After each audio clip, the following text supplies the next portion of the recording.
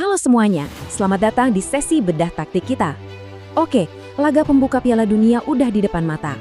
Dan sejujurnya, semua mata sekarang tertuju pada satu nama krusial di lini belakang USMNT, Chris Richards. Hari ini kita bakal kupas tuntas strategi pertahanan tuan rumah, mulai dari data, sejarah, sampai teka-teki kebugaran menjelang ujian besar pertama mereka. Oke, mari kita selami ini lebih dalam.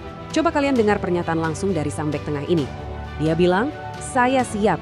Maksud saya, ini Piala Dunia, jadi saya akan membuat diri saya siap bagaimanapun caranya." Kata-kata ini benar-benar jadi suntikan moral yang luar biasa ya.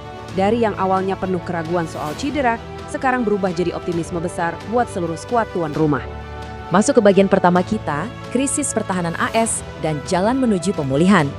Coba kita lihat secara taktik, jujur aja, situasi ini tuh sempat jadi mimpi buruk buat pelatih. Cedera ankle Richards pertengahan Mei lalu bikin dia harus menepi dari sisa musim Liga Inggris.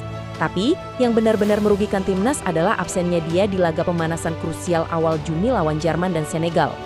Tanpa menit bermain di sana, lini belakang AS kehilangan momen emas buat ngebangun chemistry yang solid. Makanya target kembali di 12 Juni buat lawan Paraguay ini tadinya kelihatan ya hampir mustahil. Lanjut ke bagian kedua, kembalinya sang tembok pertahanan dan bagaimana stabilitas taktik dipulihkan. Nah, yang paling menarik dari sini adalah gimana kepulangannya ini bukan cuma soal fisik, tapi juga mentalitas psikologisnya yang luar biasa. Richard sendiri ngaku sempat sangat terpukul, bahkan udah ngebayangin skenario terburuk, yaitu absen di Piala Dunia. Tapi dia punya standar profesional yang absolut. Dia menolak main kalau nggak bisa ngasih 100%, dan dia siap nahan rasa sakit asalkan tubuhnya secara fungsional siap bertarung. Ini benar-benar profil mental petarung sejati di jantung pertahanan. Bagian ketiga, mental baja, bermain dengan menahan rasa sakit. Dengar deh mentalitas gladiatornya di sini. Mungkin sedikit bengkak, tapi nggak ada yang nggak bisa diatasi dengan perban.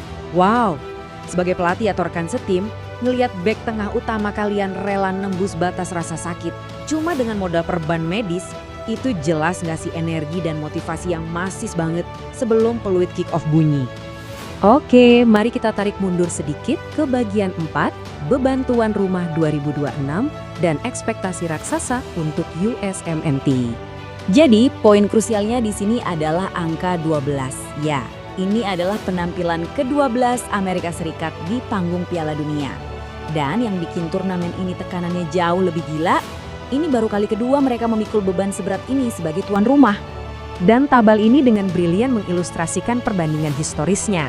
Saat pertama jadi tuan rumah di tahun 94, AS cuma bisa menang satu kali di fase grup, yaitu ngelawan Kolombia, sebelum akhirnya disingkirkan Brazil di babak 16 besar. Sekarang, bayangin tekanan yang ada di pundak skuad 2026 ini. Mereka punya tugas monumental buat melampaui tolak ukur sejarah itu, langsung di hadapan publik mereka sendiri. Masuk ke bagian kelima. Memori pahit Paraguay 1930, sebuah persaingan bersejarah yang terulang kembali. Nah, untuk bisa melampaui ekspektasi tadi, rintangan pertamanya adalah Paraguay. Yang menarik, ini baru pertemuan Piala Dunia kedua buat kedua tim. Satu-satunya bentrokan mereka terjadi nyaris seabad lalu di tahun 1930, di mana AS menghancurkan Paraguay 3-0. Tapi jujur aja, di laga pembuka fase grup yang penuh risiko besok, Paraguay pastinya nggak datang cuma buat ngulang sejarah kelam itu. Mereka datang bawa misi. Oh ya, ada satu fakta trivia yang luar biasa soal pertemuan pertama mereka itu.